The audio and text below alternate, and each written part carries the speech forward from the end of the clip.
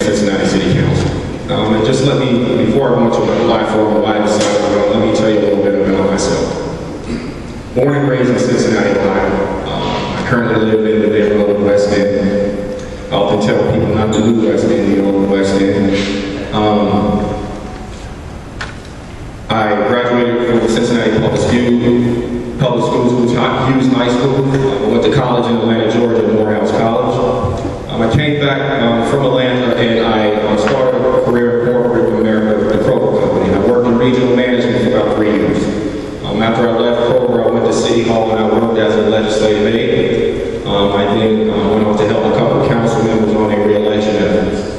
And from there, in 2007, I started my small business. And I've been an entrepreneur and small business owner since then. I run for 2 reasons, because I have perspective. The role of government is to do what the private sector cannot, which is to create a safety net to allow for that private sector to grow.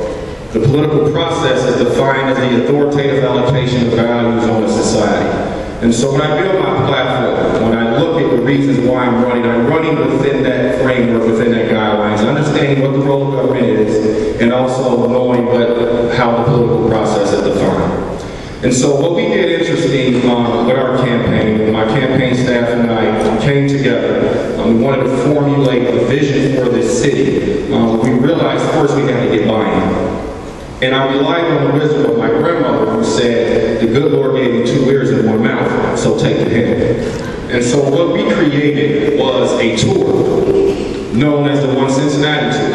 And so what my campaign staff and I have been doing, we have been going to every neighborhood in the city of Cincinnati. We've been talking to small business owners, we've been talking to residents, and we're there just to listen. And so what we find out oftentimes that during this season, a lot of campaigns and candidates like to define their campaign and articulate that vision and get buy-in that way. And what I realized was missing in the city of Cincinnati is that perspective, that the wisdom that my grandmother gave us, is the ability to listen. And our communities, our neighborhoods have been sane, but things have been falling on deaf ears.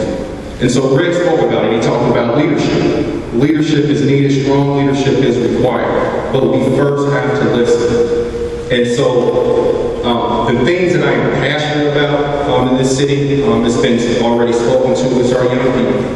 And just, not to belabor that, but simply, if we do not provide choices for our young people, they will take chances.